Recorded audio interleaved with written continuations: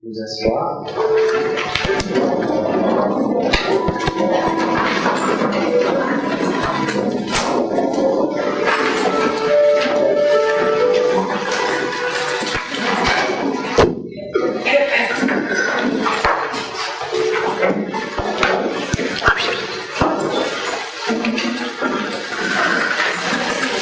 Bien-aimés, nous avons depuis hier entrevu de voir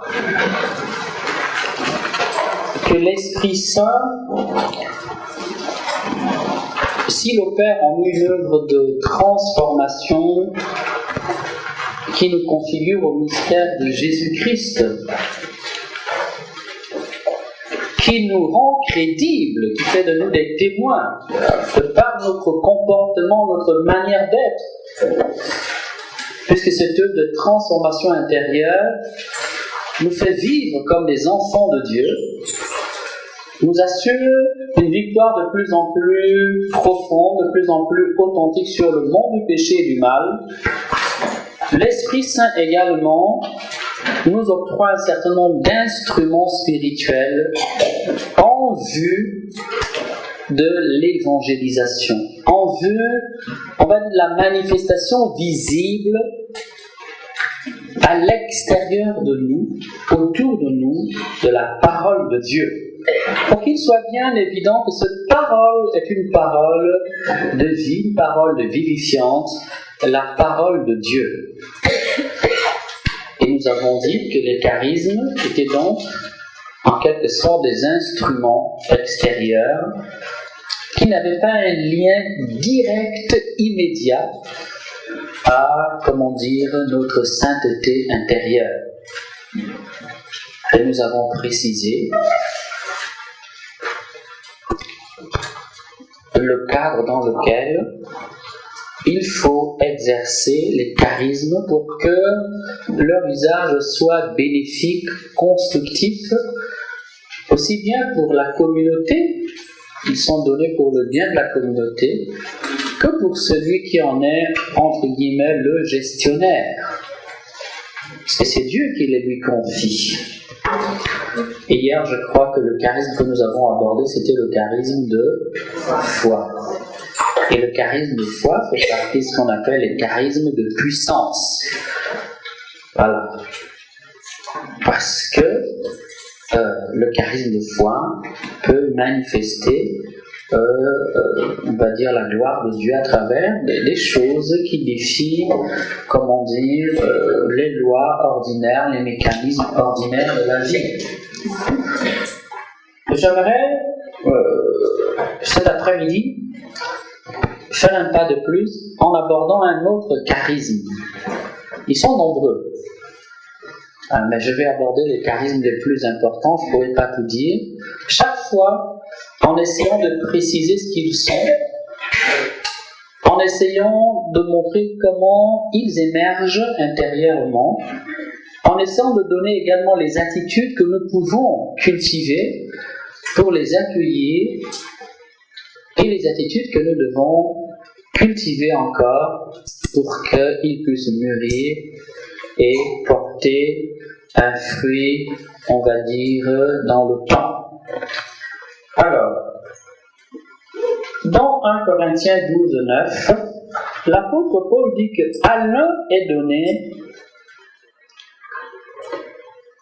à tel autre sont donnés les charismes de guérison. À tel autre est donné les dons de guérison, les dons de guérison. À tel autre, les dons de guérison. De quoi s'agit-il? Ça, c'est bien 1 Corinthiens 12, 9. Hein? Ne perdez pas votre temps en essayant de noter les références. Il y aura ou un CD ou une clé qui sera. Et puis toujours à la fin de l'enseignement, vous pouvez demander à votre voisin ou votre voisine, est-ce que tu as bien noté ceci? Sinon, ça va vous distraire. Et ça peut aussi me distraire. Merci. À quel autre les dons de guérison? De quoi s'agit-il? Eh bien, il s'agit, on va dire, d'un pouvoir intérieur que Dieu donne à quelqu'un qui fait que quand il prie pour les malades, que soient les situations, ils auront, plus que les autres chrétiens, ils auront davantage de résultats et d'exaucement. Voilà. En principe, n'importe quel chrétien a le devoir de prier pour les malades. Mais quelqu'un qui est revêtu du charisme de guérison aura plus de résultats que vous. Voilà, il aura plus de résultats. Parce qu'il a une grâce particulière qui fait que quand il prie, il a plus de résultats. C'est le don de Dieu, c'est la part de Dieu sur sa vie. Mais vous voyez, ce n'est pas pour soi-même, c'est pour les autres. Voilà. Et les guérisons peuvent être des maladies les plus insignifiantes. Moi, j'ai vu des choses vraiment insignifiantes à des choses des plus extraordinaires. Je dis bien des choses des plus extraordinaires. Je racontais au père ce matin une guérison, quelqu'un, le visage complètement déformé. J'ai fait une prière pendant 1 heure, le visage, tant que c'était en clinique, le visage est redevenu normal. Voilà. Visage comme ça, normal. Je ne crois pas être détenteur d'un charisme spécial, simplement j'ai exercé la foi.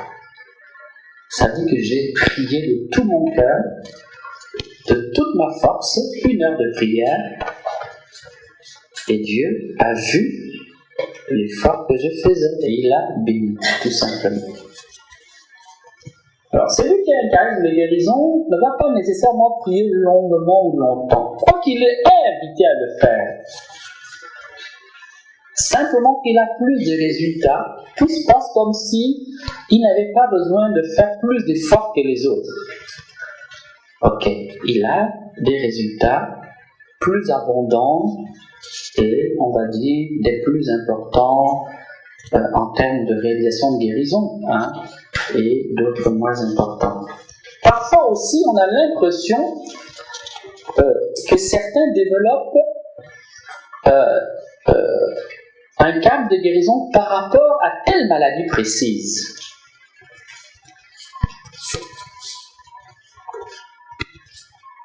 Moi, j'ai vu toute une partie de ma vie, quand je priais pour les malades, j'avais beaucoup de guérisons, de disparitions de tumeurs. Voilà. Mais attention, un charisme, tu l'exerces, mais ce n'est pas un pouvoir. Ça veut dire que ce que Dieu attend de toi, c'est que tu pries. Et puis tu as des résultats. Mais ce n'est pas toi qui décides quel tel il va guérir. Il y a des gens pour lesquels vous allez prier, vous n'aurez aucun résultat. Et puis d'autres, vous priez, vous avez des résultats. Vous priez, il y a plein de résultats. Et d'autres, ok. Pourquoi? Parce qu'en réalité, le charisme est, comment dire, lié à, on va dire, à un agir divin. C'est pas comme quelqu'un qui a un pouvoir. Voilà la différence. Quelqu'un qui a un pouvoir, c'est quelqu'un qui décrète. Il applique une technique et le résultat de la technique, c'est cela. Ici, on est simplement un instrument de la grâce, un canal de la grâce. Et on se rend disponible à la grâce en priant. Et puis si c'est dans le vouloir de Dieu, eh bien la grâce passe. Un peu comme l'eau passerait dans votre robinet pour désaltérer. Voilà. Il faut bien comprendre ça. Ce n'est pas une technique de magnétisme où on se concentre, on frotte les mains, on joue avec quel fluide. Non, ça n'a rien à voir. Ok, on parle à Dieu, on s'adresse à Dieu. Parfois on peut imposer les mains, parfois il n'y a même pas besoin d'imposer les mains. La plupart des guérisons, je les ai pas vues en imposant les mains. Parfois je me mets devant, je prie. Tout simplement. Ok, donc c'est pas lié au magnétisme, hein, je ne sais pas, du corps humain, non. C'est lié à Dieu qui habite dans ton cœur et qui veut se servir de toi pour bénir un de ses enfants. Parce que Dieu se plaît à bénir l'être humain par l'être humain. Il nous a fait solidaires. Amen. Amen. Alors, j'ai tenté d'expliquer comment il se manifeste. Enfin, non, en quoi il consiste. On peut donc avoir, et c'est pour ça que le texte parle des charismes de guérison.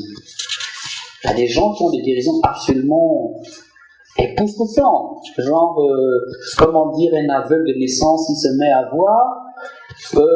Quelqu'un n'a pas de conduit auditif et puis il entend.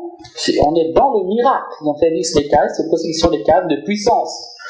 Ok, un cancer disparaît instantanément, on peut vérifier médicalement des choses époustouflantes. Voilà. Comment est-ce que ce charisme-là, et c'est ça qui va vous intéresser, comment est-ce qu'il se manifeste? Là, tout le monde va être tout touché. Parce que tout le monde aimerait guérir les malades, c'est normal. C'est une manière de faire du bien à quelqu'un. Amen. Eh bien, ça n'arrive jamais magiquement. Il y a toujours, on va dire, les indices que Dieu veut utiliser pour les malades. Le premier indice, c'est, on va dire, de l'ordre la sensibilisation intérieure. Ça veut dire quoi? Ça veut dire que tu vas te rendre compte que régulièrement, tu es rempli de compassion pour ceux qui souffrent, particulièrement les malades. Voilà. Alors que peut-être auparavant, tu n'étais pas plus affecté que cela. Mais chaque fois que tu pries, tu as envie de prier pour les malades. Chaque fois que tu rencontres quelqu'un qui est malade, alors qu'auparavant, oui, tu étais peut-être compatissante, mais ça ne te faisait pas plus d'effet que ça. Mais tu es comme intérieurement travaillé, intérieurement comme si quelque chose t'habitait de beaucoup plus profond. Et c'est pas de l'ordre de la sensibilité, parce qu'il y a des tempéraments un peu sensibles qui pleurent pour un rien. Non. Et tu sens que ça t'habite en profondeur et ta prière va comme se centrer dessus. Vous voyez? L'agir. Parce que c'est un apprivoisement intérieur. Chaque fois que tu pries, c'est ça qui te vient, tu as envie de prier. Quand tu écoutes les évangiles, les textes où Jésus guérit te parle, quand tu mérites la parole de Dieu, ok? Et puis, de plus en plus, à l'intérieur, tu es comme animé par la certitude que Dieu, pas seulement qu'il peut guérir les malades, mais qu'il veut les guérir. Il y a un passage. C'est une chose de savoir que Dieu peut guérir les malades, c'est une autre chose que de savoir que Dieu veut les guérir. Vous voyez le passage? Tout le monde sait que Dieu est plus puissant. Mais combien croire que Dieu veut appliquer sa puissance à les libérer quand on est dans des problèmes? On pense plutôt que Dieu nous a oubliés. Donc on est affecté d'une manière plus dans la prière et d'une manière ordinaire par la question de la maladie. Une conviction très forte prend cœur dans notre cœur que Dieu veut guérir ses enfants. Voilà. La maladie devient plus ou moins un drame pour nous. Dans la prière personnelle, dans la méditation de la parole, dans l'écoute de la parole de Dieu, tout nous ramène à cela. C'est comme si intérieurement on faisait une fixation dessus. Mais ça ne va pas durer un jour. Ça peut durer des mois, voire des années. Mais c'est comme si ce mystère-là, vous voyez, d'autres sont attirés peut-être par, je ne sais pas, la sagesse, d'autres seront attirés peut-être par la prophétie, d'autres seront peut-être attirés, je ne sais pas, par l'enseignement, vous voyez. Mais toi, c'est ça qui te travaille. Ok, j'ai envie de dire, c'est comme une femme en grossesse. Donc, quelque chose est en train de mûrir, de travailler. Ok. Quelque chose qui incube en profondeur. Et cette pression intérieure se fait de plus en plus permanente. Ça nous travaille en permanence. On est là, ça travaille, ça habite notre cœur. Ça, c'est, j'ai envie de dire, la partie intérieure. Mais il y a une partie extérieure. La partie extérieure, c'est que Dieu va faire en sorte que tu te retrouves dans des circonstances qui t'obligent à prier pour les malades. Voilà. Dieu était un pédagogue. Il faut penser que les choses font comme ça au hasard. Ça veut dire que tu vas te rendre compte de plus en plus qu'il y aura toujours un concours de circonstances qui va t'emmener à prier pour les malades ou à prier avec les malades. Voilà. Toujours. Ou spontanément, les gens sont malades et demanderont de prier pour eux. Ou alors, toujours par un concours des circonstances, tu vas te retrouver en présence de grands malades avec une forte envie de prier pour eux et comme une invitation à prier pour eux. Et ça va se multiplier. Hein? Amen. Amen.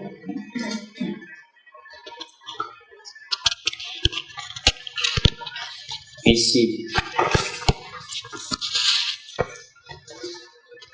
il ne faut pas attendre, comme je l'ai dit hier, que le charisme vienne du ciel à la Saint Paul, vous le voyez descendre comme un paquet. Non. Ce travail au-dedans de vous est comme un travail de sensibilisation et d'encouragement. C'est comme si Dieu vous harmonisait intérieurement. Comme si Dieu vous travaillait intérieurement pour que votre foi mûrisse et soit capable de cela. Ensuite, puisque les circonstances vous conduisent de plus en plus à prier pour les gens, sans que parfois vous les ayez provoqués, vous allez vous rendre compte que, en priant, vous allez commencer à avoir des résultats. Parfois, de rien du tout. Ah, mais tu sais, on a prié hier, mais vraiment, la prière que tu as faite m'a fait beaucoup de bien. Ah, mais, vous voyez, vous allez avoir comme ça, comme des espèces d'indices, des petites confirmations par-ci, par-là, qui vont se multiplier. Mais c'est d'abord, on va dire, un peu des espèces d'exaucements mineurs, des petits indices, des choses, mais qui sont là toujours dans le même sens. Vous voyez, ça, c'est comme vous êtes poussé, encouragé dans ce que vous portez. Maintenant, ce qui est important, c'est de s'investir plus librement, plus constamment et responsablement dans la prière pour les malades.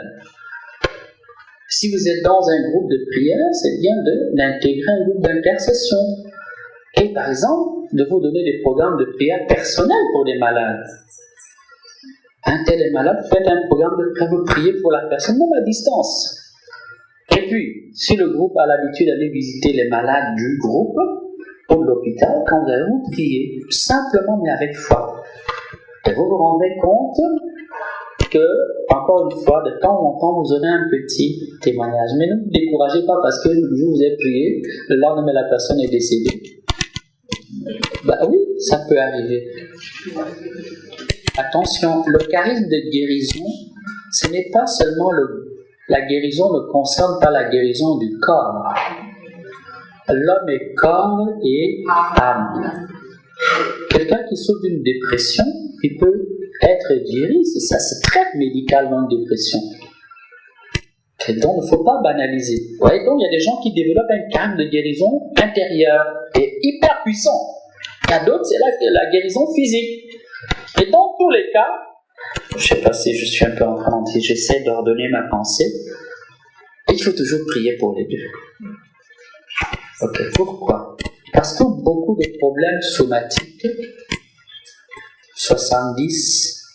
entre 70 et 60% des problèmes physiques sont d'origine psychologique. Voilà.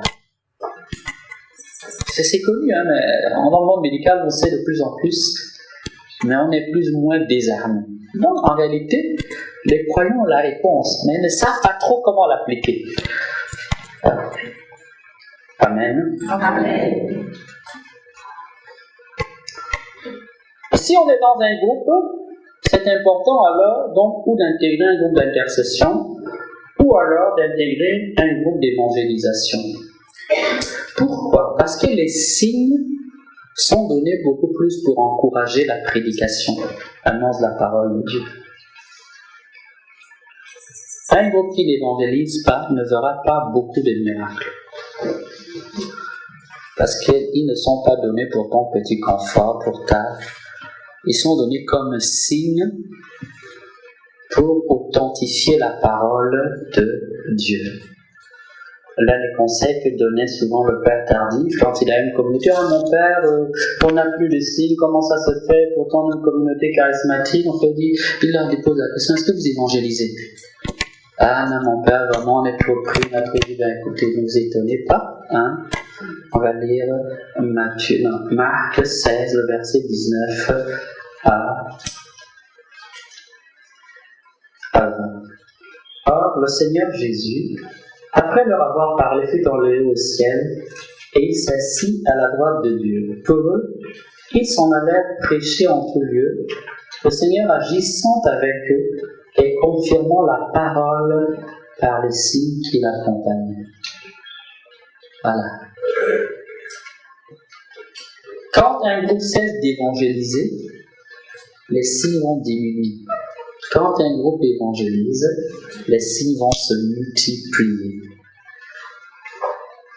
Parce que les signes viennent toujours donner du crédit à la parole. Ils viennent pour confirmer qu'il s'agit de la parole de Dieu.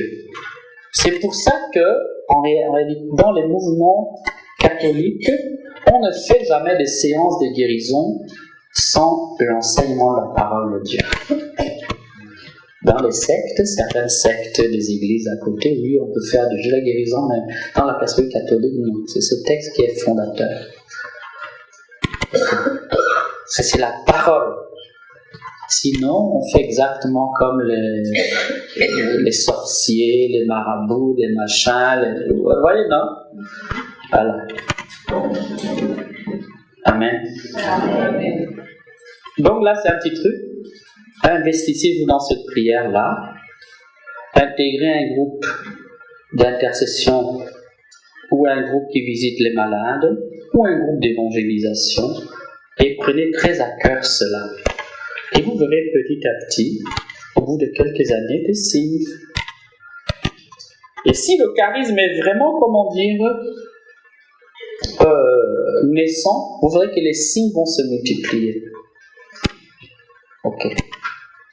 Vous aurez des trucs de plus qui sont... Il n'y a pas de doute possible. Ok. Il n'y a pas de doute possible.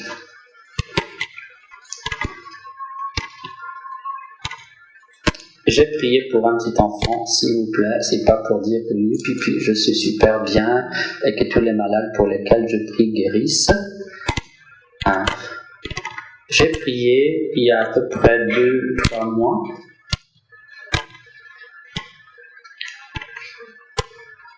Un, 2, 3. J'ai prié pour 3 personnes l'année dernière, je veux dire à l'article de la mort. 3 personnes l'année à l'article de la mort. Une personne qui avait fait une intoxication bizarre aux antibiotiques, aux produits. Et vraiment, j'ai prié avec un on a prié toute la foi possible. La nuit même, la personne est décédée. Je n'ai pas regretté, j'ai prié. Cette prière-là, Dieu l'a utilisée autrement. Alors, je ne vais pas en faire un drame. Je l'ai prié pour une jeune fille, 16 ans, gravement malade, qui dépérissait, tous les médecins n'arrivaient pas. On est allé avec un frère, il y avait dans la chambre d'hôpital 2 malades, dont cette jeune fille-là. Ça fait une prière d'autorité, une prière de guérison. Ça faisait plus de 6 mois qu'elle était là. Au bout d'une semaine, elle est sortie de l'hôpital. Le plus extraordinaire, c'est qu'il y avait une femme dans la même salle d'hôpital qui, elle, était là, avait été opérée d'un accident de circulation et au sortir du bloc, on s'est rendu compte que l'opération avait réussi en partie et on devait la repasser au bloc le lendemain ou le surlendemain. Quand je prie pour la jeune fille, j'en profite pour prier pour les dames qui sont là. Et puis je m'approche et je dis, madame, est-ce que je peux prier pour vous? Elle dit non. Ben oui, il y a des gens qui ne veulent pas entendre parler de Dieu. Je dis, c'est pas grave, on prie quand même pour vous, on ne va pas vous imposer les mains ou machin, on a prié. Et s'il vous plaît, elle a été guérie. Voilà. Le lendemain, quand les médecins sont revenus pour eux, sont allés, ils ont fait le problème n'était plus là. Donc, ça fait une personne, 2 personnes. La 3e personne, c'est une femme, une maman qui avait fait un AVC. J'ai rapporté ce témoignage ici, je pense, il y a 2 ou 3 jours. On l'amène, le médecin dit il n'y a plus rien à faire. on dit aux parents, elle va partir incessamment, tout ce qu'elle va faire là, c'est inutile. Nous avons prié le soir, le lendemain, elle était normale. Ok. Je raconte ça en fait pas pour dire, je suis bien, quoi. Non.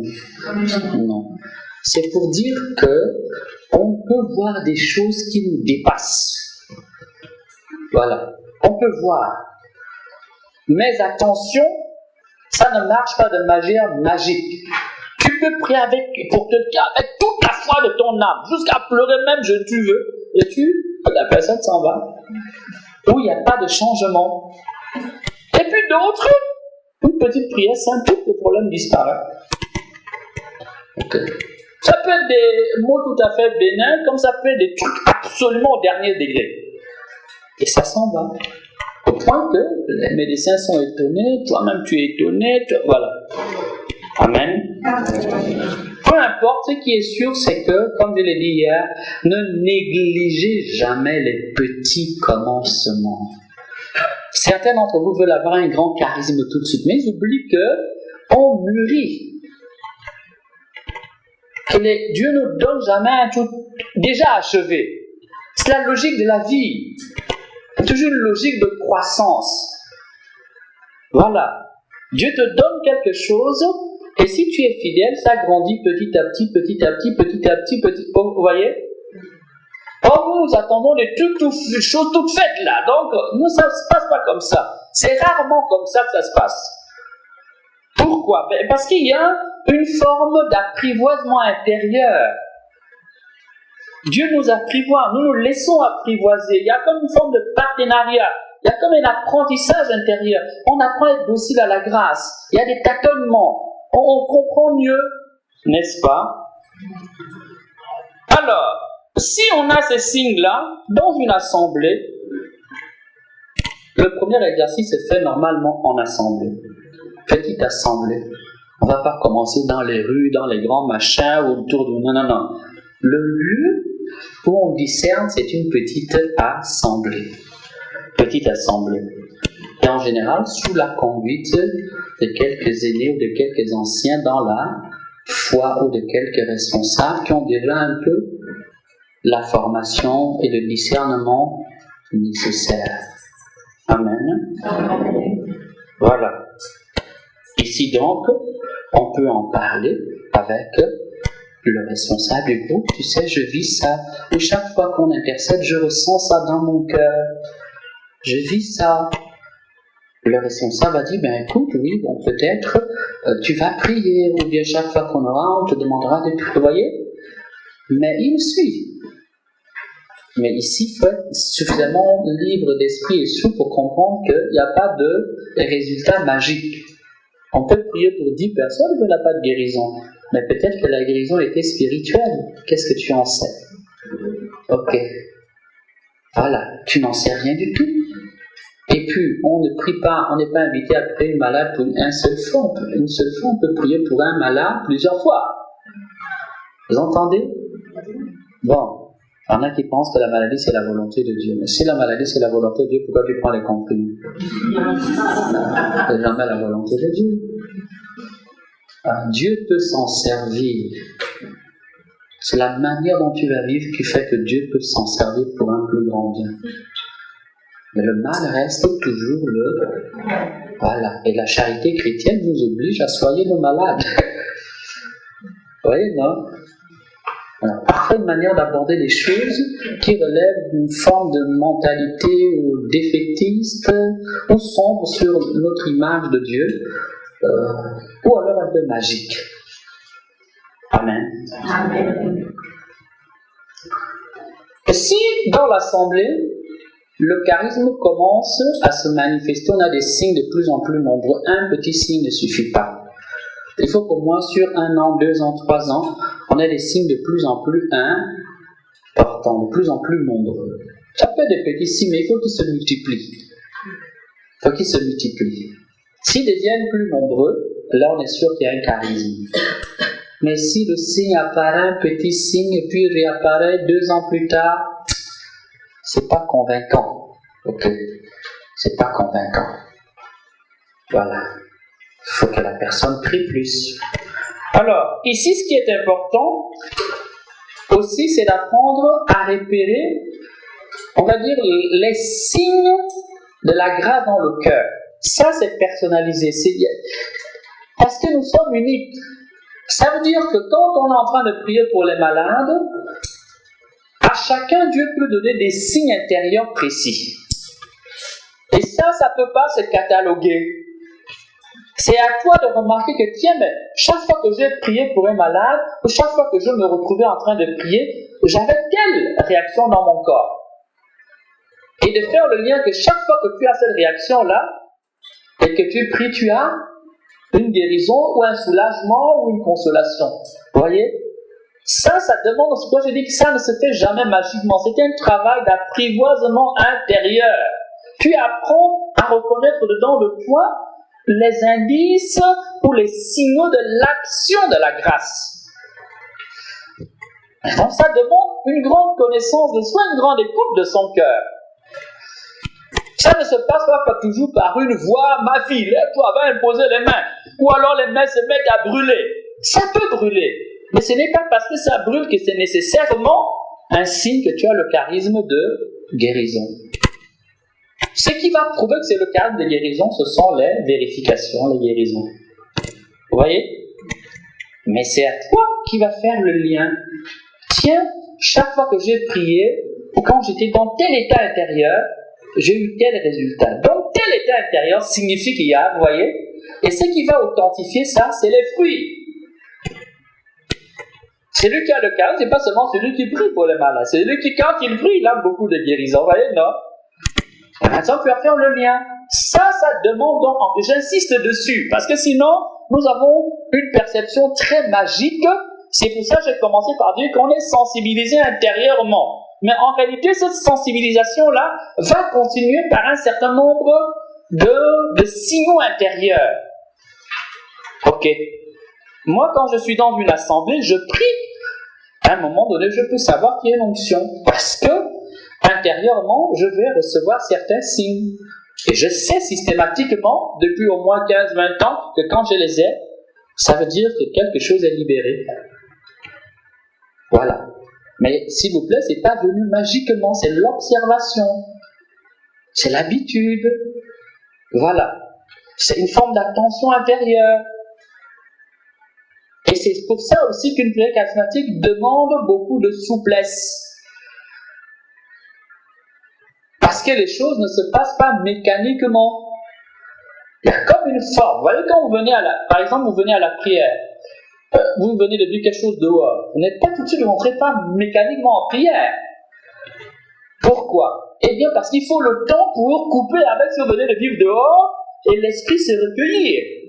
Parfois, tu rentres à la chapelle, alors que tu viens d'avoir un problème à la maison avec un enfant, l'esprit est encore dedans, ou tu arrives du boulot, vous voyez, il faut le temps pour que l'esprit s'apaise, se recueille, et qu'il s'ouvre à ce qui se passe au-dedans. Et parfois, dans une assemblée, il faut prendre le temps pour que justement on arrive, à ce qu'intérieurement cette atmosphère se crée. Amen. Amen. Voilà. Donc, il y aura donc des signes intérieurs, et ils sont personnels. Ce que moi je vais recevoir comme signal intérieur, c'est pas ce que tu recevras nécessairement. Voilà. Pour certaines personnes, ce sera une grande certitude, ils savent. Une assurance tranquille. Pour d'autres personnes, c'est peut-être, je ne sais pas, une palpitation du cœur, ou alors un échauffement du cœur. Pour d'autres personnes, c'est peut-être, une forte présence de Dieu, il la sent sensiblement. Parfois jusqu'aux émotions. Pour une autre personne, ce sera peut-être, comme si les mains se mettent à brûler. Les signaux sont multiples. Pour d'autres, il n'y a rien du tout. Il n'y a rien du tout. Mais il fonctionne par quoi? Il fonctionne par la foi. Ça veut dire qu'il n'a aucun signe physique, sensible, intérieur, mais il y a dans son cœur comme une foi qui est comme cristallisée. Il sait qu'il va prier, qu'il y aura des guérisons. Il ne sait pas plus que ça. Comment, qui, comment, à quel moment, il ne sait rien. Ce qu'il sait, c'est qu'il y aura des guérisons. Vous voyez? Donc, c'est personnalisé. Amen. Amen. Alors, en grande petite assemblée, donc, c'est bien de commencer toujours par en parler. Les responsables vont te suivre, vous faites le point. Mais souvent ici, vous êtes bloqués parce que nous sommes orgueilleux. C'est uniquement ça, il n'y a pas d'autre raison. Quand ce n'est pas l'ignorance, c'est l'orgueil. C'est-à-dire que nous n'avons pas l'humilité de nous faire aider. Si je vais dire au responsable que je ressens ça, qu'est-ce qu'il va penser de moi? Et puis s'il me dit non, je fais quoi? J'aurai la grosse tête. Mais il peut te dire non aujourd'hui et demain te dire oui. Parce que c'est chaque manifestation qui se discerne. Vous voyez, non? Mais comme nous sommes trop importants, nous n'osons pas. Nous n'osons pas. Ou de peur qu'on nous juge, ou de peur qu'on ne nous comprenne pas, ou de peur de nous tromper, ou de peur que le responsable ne nous fasse pas confiance. Mais un responsable peut te dire non, alors qu'il sait très bien que c'est que juste pour voir comment tu vas réagir. Parce qu'il y a aussi de la pédagogie quand on conduit les personnes. Vous comprenez? Et tout cela, c'était un travail d'éducation. Mais pourquoi il faut travailler de manière pédagogique? Parce que les charismes sont des pouvoirs. Si on permet à quelqu'un d'exercer un pouvoir sans lui avoir donné assez de conscience, assez de docilité intérieure, assez, de vertu, mettez-vous à la place. Tu te retrouves chef, je ne sais pas de quel machin, mais tu vas écraser les gens. Vous comprenez, non? Voilà. C'est pour ça qu'en principe, on donne un pouvoir à quelqu'un, on estime qu'il a un minimum d'éthique, un minimum de valeur. En principe, c'est ça.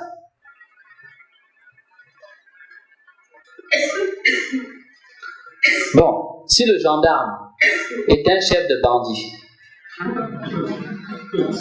hein? Supposez que vous avez le chef de brigade, c'est un chef de bandit. S'il vous plaît, tous les bandits qui sont en prison, on va les mettre dehors. Mais vous avez une chance de se retrouver en prison, les honnêtes gens. Vous avez une chance. Parce que ça se passe comme ça. Il défend son affaire. Dans ses amis qui sont dans les met dehors. Mais toi qui est le machin là qui essaie de faire, toi il va te mettre les bâtons dans les roues parce que tu ne fais pas son affaire. Donc les valeurs, donc c'est pour ça qu'il y a de la pédagogie. Et vous comprenez pourquoi dans les sectes c'est condamné à se fragmenter en permanence. Parce que chacun est pape. Chacun est pape. Tout le monde peut se lever et créer son église. Tout le monde peut se lever et créer, sa mosquée. Tout le monde peut se lever et créer son temple. Conséquence, ça ira toujours. Parfois, nous ne nous rendons pas compte de la grâce que nous avons dans l'Église catholique. Amen. Amen. Et si le charisme est confirmé en petite assemblée, on peut maintenant passer à un niveau plus important. Ça veut dire qu'on a un grand rassemblement de gens, on a 2000 personnes, 3000 personnes. On sait que là, on a quelqu'un qui a un vrai charisme. On peut l'associer à des ministères plus importants. Vous avez la pédagogie, elle est progressive. Quelqu'un l'a déjà discerné, il y a assez de fruits. Tiens, il y a un rassemblement, je ne sais pas, national de renouveau, pour un temps de guérison, il y a un charisme particulier qui arrive, on met la personne dans le staff. Vous voyez, non? Oui, dans la petite équipe qui va animer, qui va, ok? Et la personne va jouer un rôle de second pour qu'elle rentre dans le voilà. Mais c'est pas elle mais elle est là, elle vient en appui. Et on l'introduit, vous voyez? Voilà, ça permet de lui faire vivre autre chose. Et aussi, qu'elle s'enrichit de l'expérience des gens déjà plus aguerris, plus confirmés. Voilà.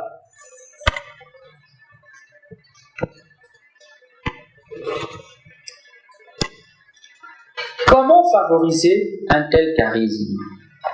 Comment le favoriser? Eh bien, il faut mener une vie de prière plus intense. Ok.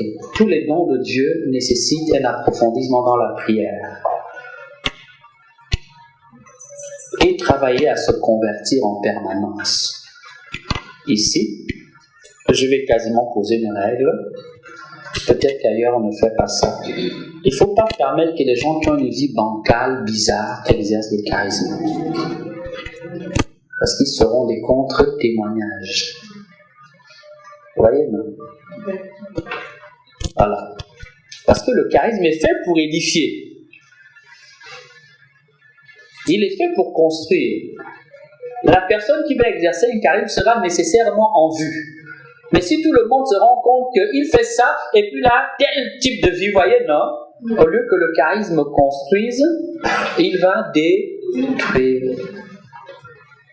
Il va détruire. Parce que les gens vont dire, mais si c'est lui là, donc c'est normal, puisqu'il sert un peu de modèle ou de référence. Il faut prendre l'habitude, avant chaque service, entre guillemets, de se purifier. Donc, on a une campagne d'évangélisation, on aura des rencontres de prière pour la guérison, et bien on se met plus en prière, on se confesse, au besoin on jeûne, c'est-à-dire on se met dans des dispositions intérieures favorables. Mais encore une fois, ce n'est pas un pouvoir, c'est une manière tout simplement de se rendre disponible à la grâce. Jeûne, prière, confession, protection, sacrement. Voilà, quand je dis protection, ça veut dire ne pas hésiter à faire des neuvaines de prière pour demander à Dieu de nous protéger. Parce que le démon n'aime pas ceux qui peuvent manifester le surnaturel de manière visible. Voilà. C'est pour ça que la plupart du temps, la plupart des grands charismatiques finissent mal. C'est pas parce qu'ils étaient plus mauvais, non. C'est que le démon les suit à la piste. Jusqu'au jour où il réussit à... Voilà. Il va détruire.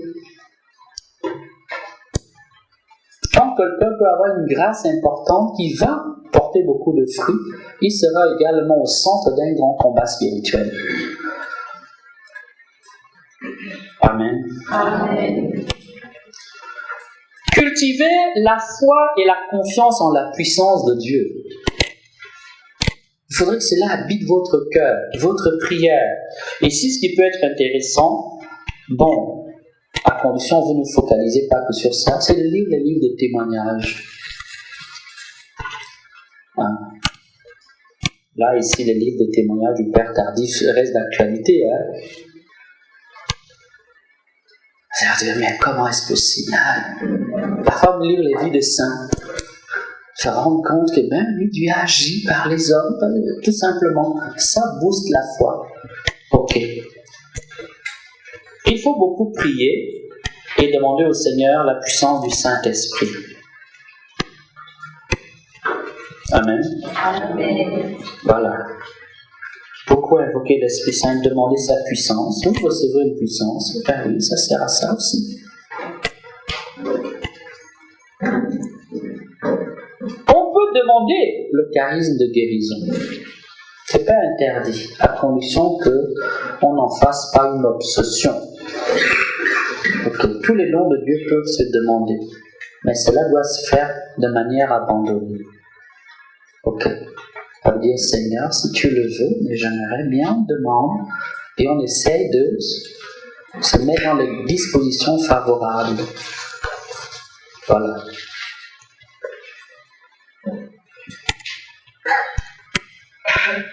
Quoi qu'il en soit, qu'on ait un don, on va dire un peu embryonnaire, dans ses commencements, qu'on ne l'ait pas, prier avec des gens déjà habitués aide.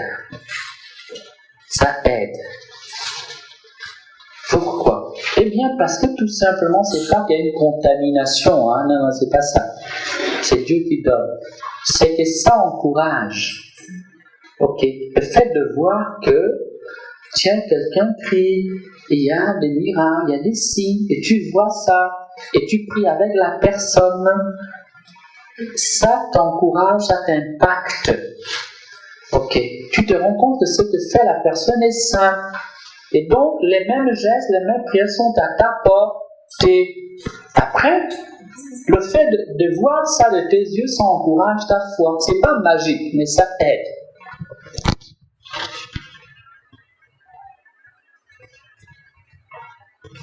Donc ça peut débloquer. On va avancer un peu. Alors, je vais donner une petite méthode, un petit chemin de prière. Quand vous avez à prier pour les malades, il n'y a pas de schéma parfait, hein. C'est une méthode parmi dans d'autres, c'est juste un alignement d'idées, ce que vous pouvez faire concrètement. Ok. Première chose, sachez que quand vous priez pour un malade, priez toujours pour les deux plans. Deux plans. Le plan spirituel et le plan corporel. C'est-à-dire prier pour l'âme de la personne et prier pour son corps. Toujours les deux, ne jamais les séparer. Okay. Donc ça, c'est un principe. Deuxième principe que je pose, si vous devez prier ensemble pour un malade, il faut d'abord vous accorder. Voilà. Jésus dit, si deux d'entre vous tombent d'accord pour demander quelque chose en mon nom, cela leur sera accordé. Mais ça veut dire quoi accorder? C'est pas le simple fait qu'on arrive tous les deux, on prie pour un malade. Mais si moi je crois et toi tu doutes, on n'est pas accordé. Vous voyez, non?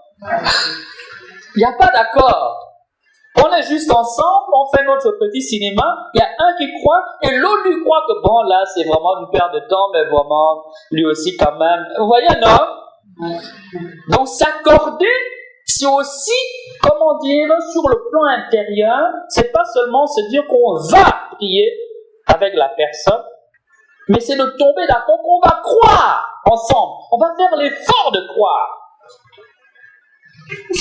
On croit avant la prière, on croit pendant la prière, et on croit après la prière. Mais si la personne ne guérit pas,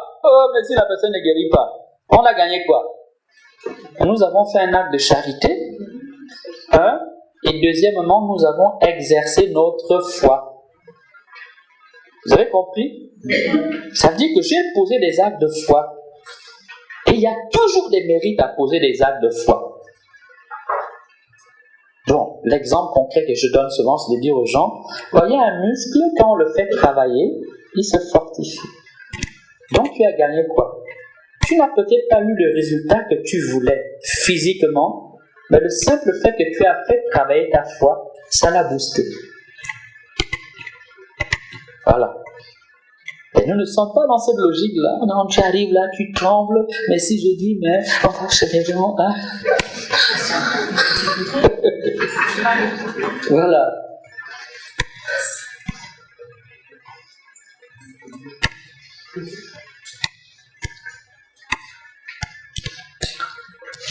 Amen. C'est Matthieu 18, le verset 19 à 20. Matthieu 18, le verset 19 à 20. C'est vrai que parfois, nous accusons Dieu de ne pas nous écouter, mais en réalité, souvent, le problème, il est chez nous. Il est chez nous.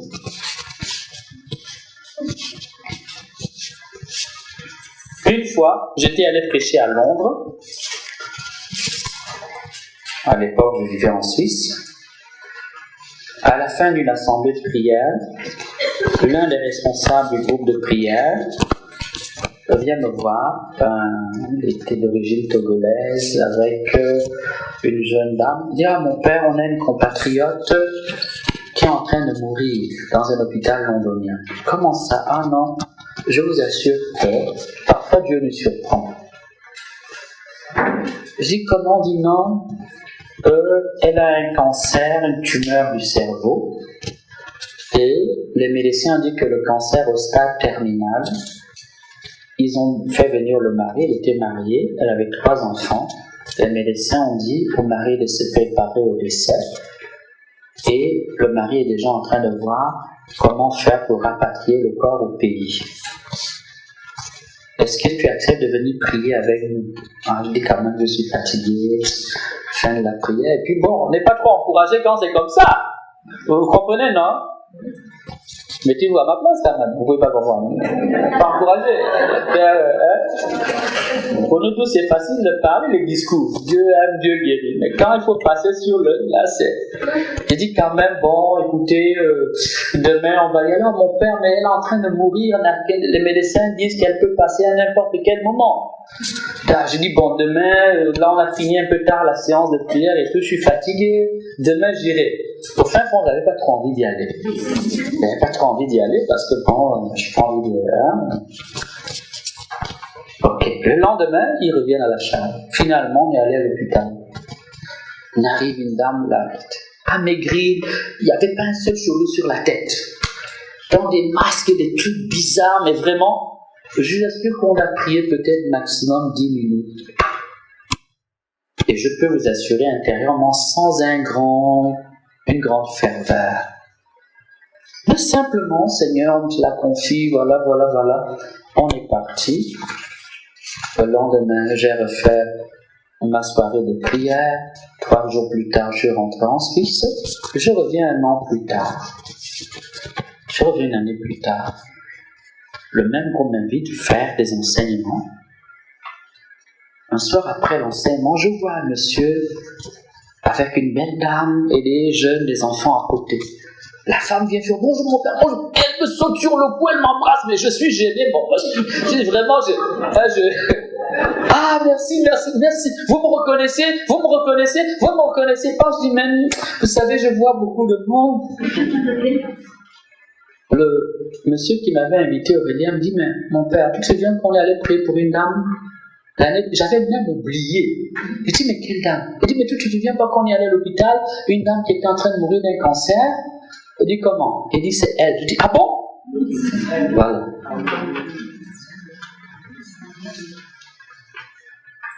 Parfois, j'ai envie de dire, et c'est heureux, Dieu nous utilise malgré nous. Okay. Je n'aurais pas accepté d'y aller, est-ce qu'elle serait encore en vie? À mon avis, non. Amen. Alors, donc, tombez d'accord, il faut être d'accord. Préparez-vous. Sachez que le plus important, c'est de se rendre disponible au Seigneur. Et le plus important, c'est exercer sa foi. Le résultat ne vous appartient pas. Quand vous avez prié, dites, Seigneur, on a fait ce que tu attends de nous. À toi d'opérer. Amen. Amen. Voilà. On n'a pas à jouer le rôle de Dieu, on a à jouer le rôle de l'instrument de serviteur. J'ai prié, si Dieu veut guérir, il guérira. Ok.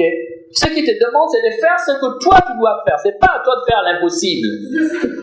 Voilà, ce qu'il te demande est à ta portée. Le résultat lui appartient. On est des serviteurs inutiles. Amen. Amen. Alors, la méthode vient de poser ce principe-là. Dans tous les cas, n'allez pas prier pour un malade si vous ne croyez pas, ou si vous croyez que c'est la volonté de Dieu qui meurt. Ben oui, soyons aussi clairs. Mais si c'est la volonté de Dieu que la personne peut, pourquoi vous la soignez? Pourquoi l'Église nous invite à soigner les gens jusqu'à la dernière minute? Amen. Amen. Commencez toujours par invoquer l'Esprit Saint. Prenez le temps d'appeler l'Esprit Saint. Il est Seigneur et donateur de vie. Nous l'avons, l'un des premiers enseignements, c'est l'Esprit Saint donne la vie. Amen. Amen. Invoquez l'Esprit Saint. Ensuite, lisez une parole de Dieu. Lisez une parole qui éveille votre foi. Prenez une parole qui vous parle, une parole qui, quand vous l'écoutez, votre foi est boostée, encouragée. Vous voyez, non, donc vous pouvez préparer le texte avant.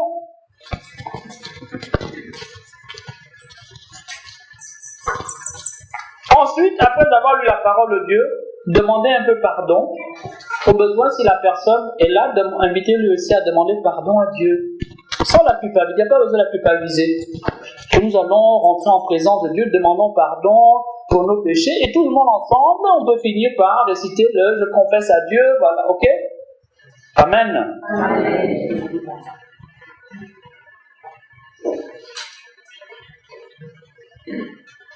Ensuite, Il faut toujours essayer d'éveiller à la foi.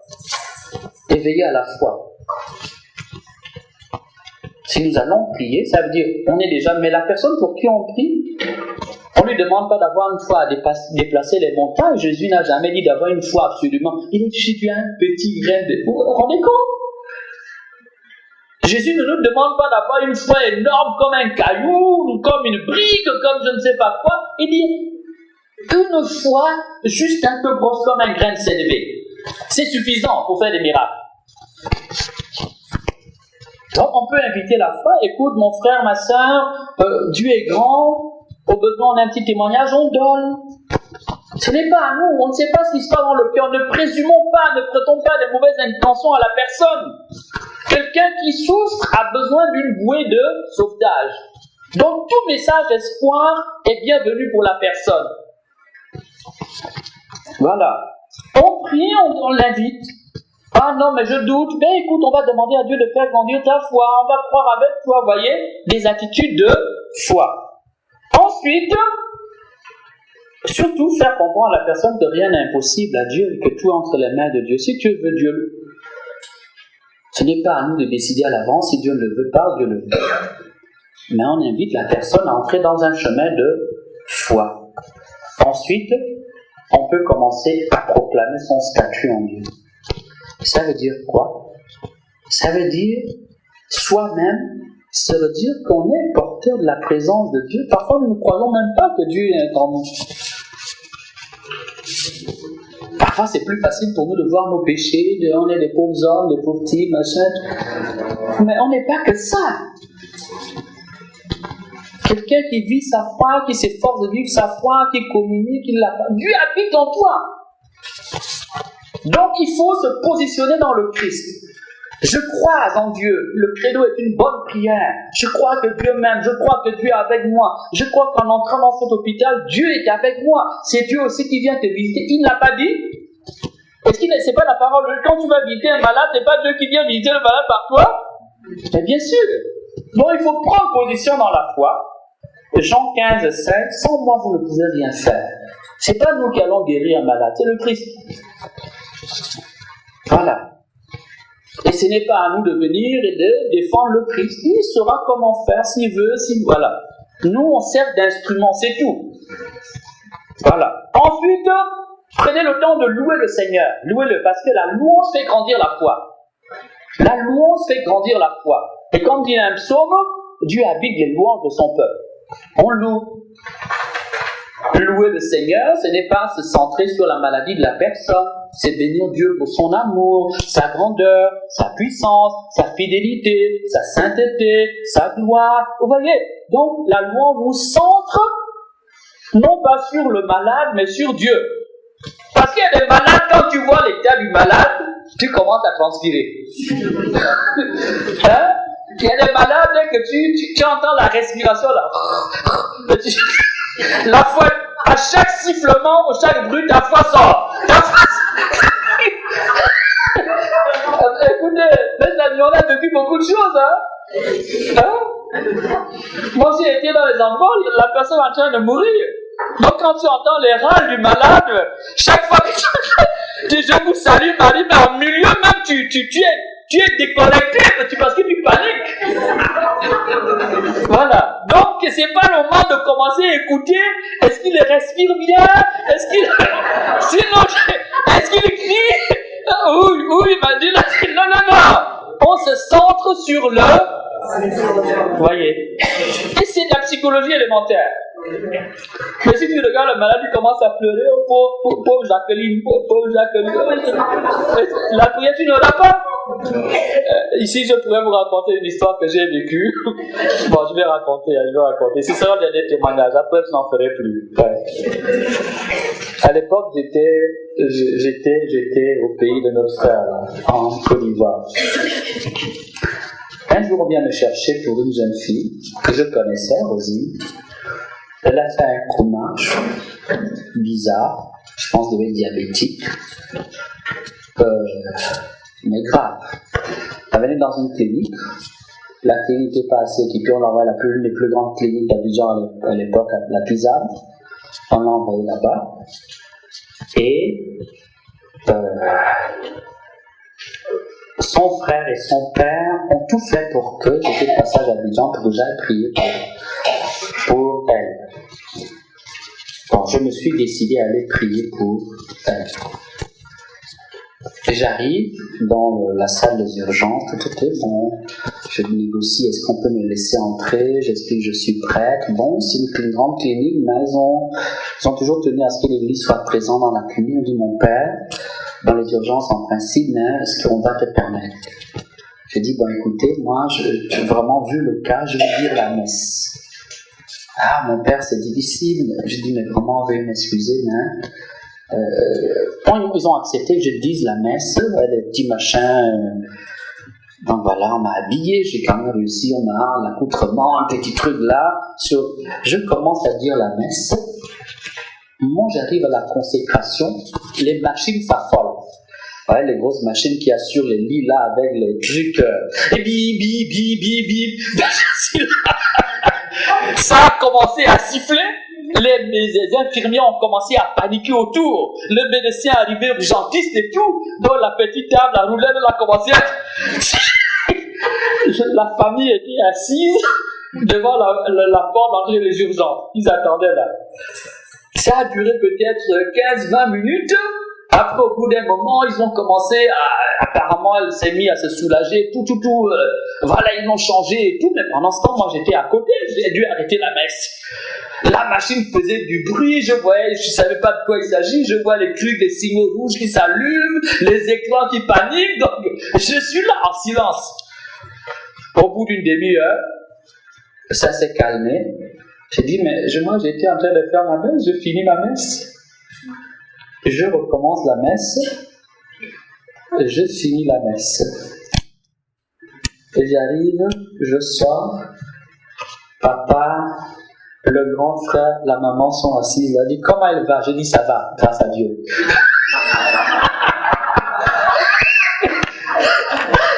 Ça a duré, j'ai dit oui, j'ai dit la messe.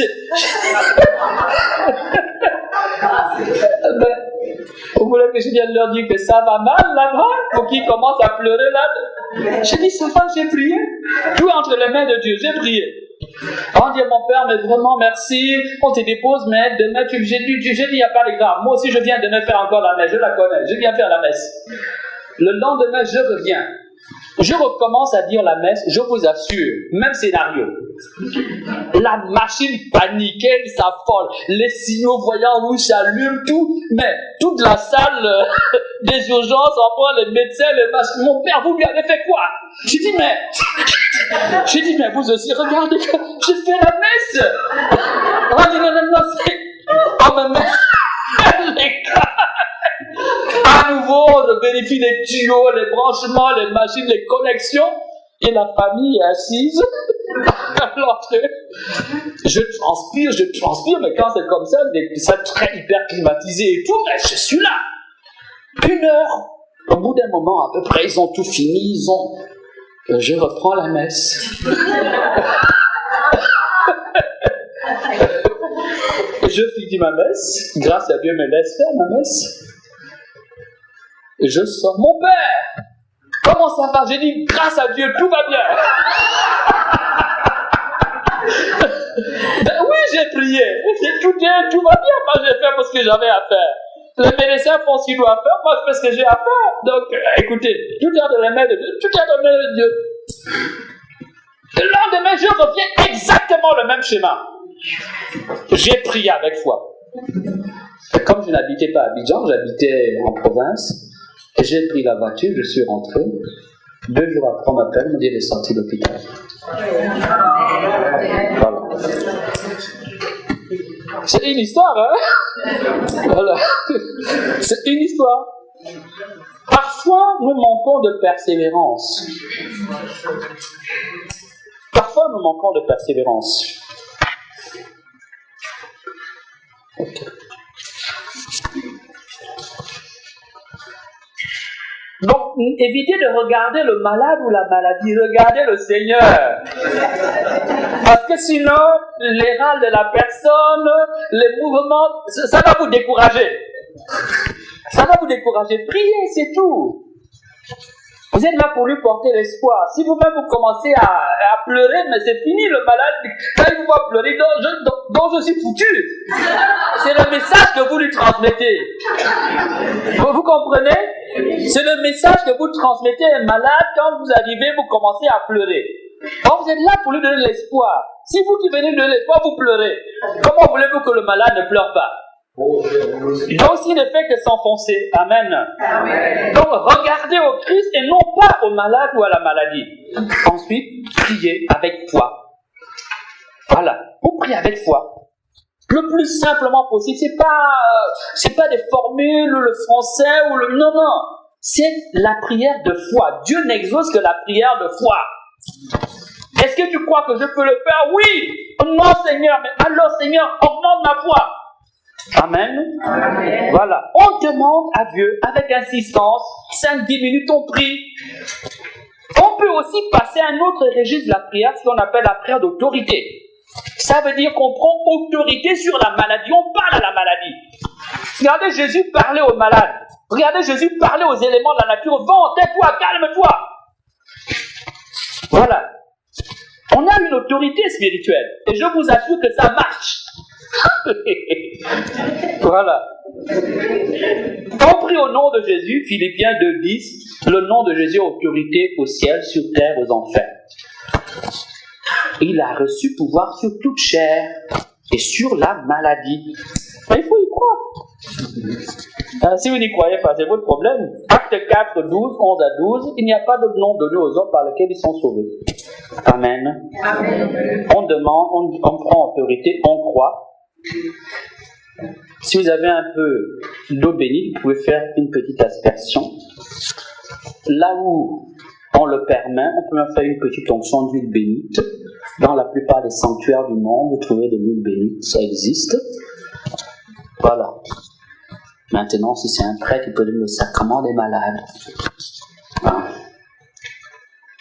Ensuite, on dit merci au Seigneur. Prends le temps de dire merci.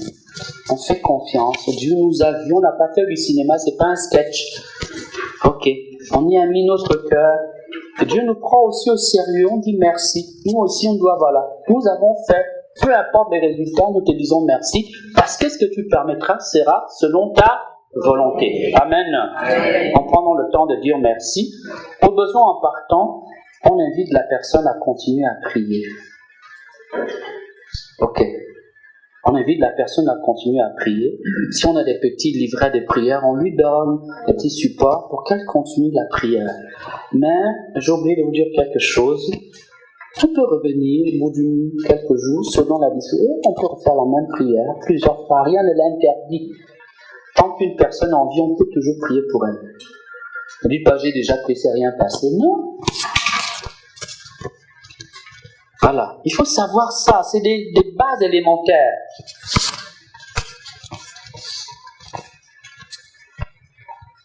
Amen. Amen. La petite chose que j'avais oubliée, c'est de dire à la personne quand on prie, de ne pas toujours s'attendre à avoir un signe. Il y a des malades qui pensent que quand tu vas prier pour elle, le corps va commencer à trembler, ou les jambes s'agiter, et c'est le signe que Dieu l'a guéri. Non. Ça peut arriver. Mais parfois, rien n'arrive. Et c'est pas pour autant que Dieu n'a rien fait. Comprenez? Voilà. Et donc, il faut avertir la personne. Écoute, on accueille par la foi que tu ne sentes rien. Maintenant, si vous priez, la personne commence à avoir des sensations physiques. Ça veut dire que Dieu est en train de vous donner un signe qu'il veut que vous poursuiviez la prière. Ok. À ce moment-là, on peut revenir. Parfois, il y a des guérisons qui n'iront pas jusqu'au bout parce qu'on n'a pas été capable de lire le signe. Voilà. Vous êtes en train de prier. Le corps se met à réagir. Votre prière fait mouche. Quand ce n'est pas le moment de dire on arrête, il sert non. S'il y a eu une réaction du corps, c'est que la prière a touché quelque chose. Donc il y a un début. Alors il faut persévérer. On met un programme de prière après, et on revient. Quand on sera plus disponible, on revient jusqu'à ce qu'on ait des résultats. On raconte un témoignage du frère André qui avait prié toute une nuit pour quelqu'un qui avait une gangrène.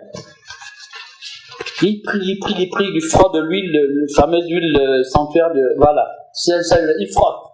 Est-ce que tu sens bien? Il a pris toute la nuit. Au petit matin, la gangrène a disparu.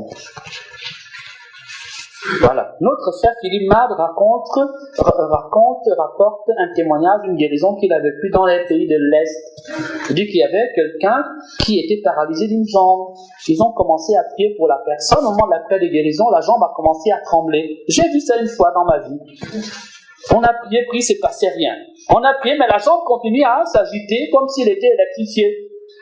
Et comme il était expérimenté, il a dit, écoutez, on va faire quelque chose de simple. Il a pris les équipes de prière et dit, moi je continue mon ministère enseignement. Il y avait un groupe d'intercession, il a mis la personne là-bas et les gens se relayaient toutes les heures, toute la journée. Le soir, la personne était totalement guérie. Mais s'il avait dit, la jambe bouge, on n'a rien fait, ça ne marche pas, il n'aurait pas pris en compte que le Seigneur était en train de donner un signe physique qui voulait dire qu'il voulait faire quelque chose. Comme il était intelligent, il s'est rendu compte qu'il ne pouvait pas passer toute la journée à prier. Il était venu pour faire des enseignements, la formation. Et il a pris des équipes d'intercesseurs qui se relaient toutes les heures. Amen. Amen. Amen. Amen. Voilà la méthode de prière. Voilà la petite méthode de prière. Alors, pour grandir dans ce charisme, il faut beaucoup cultiver le pardon. Et souvent aussi, quand vous invitez la personne, au moment de la repentir, dit, si tu as un pardon à donner, il faut le donner. Hein? La prière de guérison demande beaucoup lié au pardon.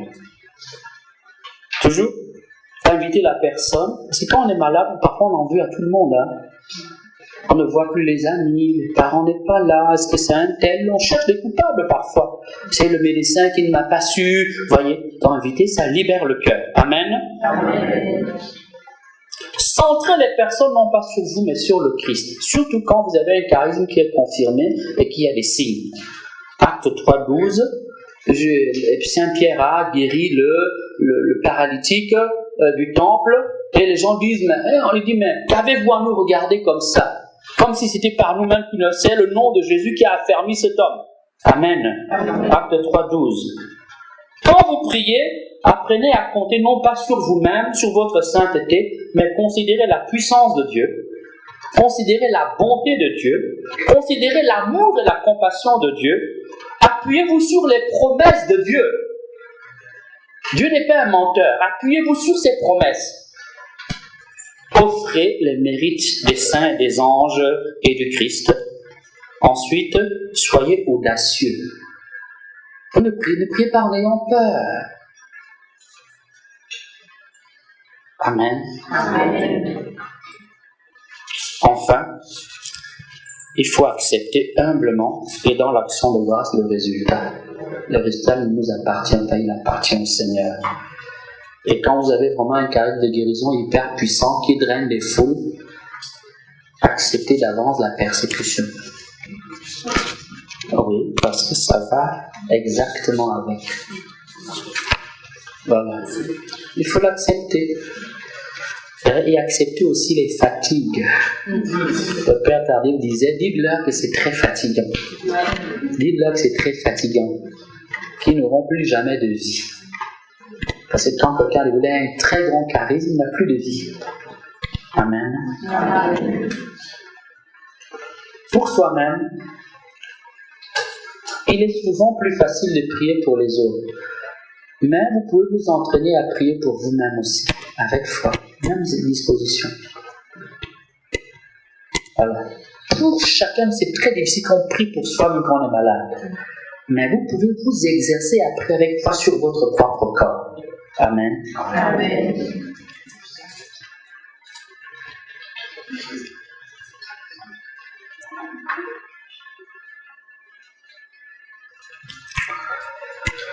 Alors, je conclus cet enseignement. Siracide 38.2. Siracide 38.2. La guérison est un cadeau du Très-Haut. Siracide 38.2. Siracide, c'est aussi ecclésiastique. 38.2. La guérison est un cadeau du Très-Haut. Siracide 38.9.10. Je donne quelques idées de chaque passage. Quand on est malade, il ne faut pas se révolter. Quand on est malade, il faut renoncer à ses fautes. Quand on est malade, il faut purifier son cœur. Quand on est malade, il faut prier le Seigneur. Et alors, on peut être guéri. Vous allez méditer Sirachide 38, le verset 9 à 10. Sirachide 38, encore le verset 12 à 13. Ici, le sage dit qu'il y a des cas où la santé est entre les mains du Seigneur, non, entre les mains du médecin. C'est-à-dire que ce n'est pas parce qu'on prie pour la guérison qu'il ne faut pas voir le nez de... Voilà. Donc il faut dire à la personne, tu n'as pas la foi, mais vraiment, non. On invite à avoir la foi. Il y a des gens que le Seigneur guérit sans qu'ils aient la foi. Moi j'ai déjà vu ça. Dieu s'appuie simplement sur la foi des autres. Ou alors c'est un don, un cadeau de Dieu. Parce qu'il veut lui parler. Amen. Sirachide 38, 12, 13. Il y a des cas où la santé est entre les mains du médecin. Donc dire aussi que parfois, priez pour vos médecins. Priez le bon diagnostic ou le bon traitement. Amen. Amen. Voilà pour ce qui est du charisme de guérison. Donc vous savez de quoi il s'agit, vous savez comment le reconnaître, vous savez comment le cultiver, comment le recevoir, vous savez comment en faire bon usage. Nous faisons une petite pause. On dit quoi, un quart d'heure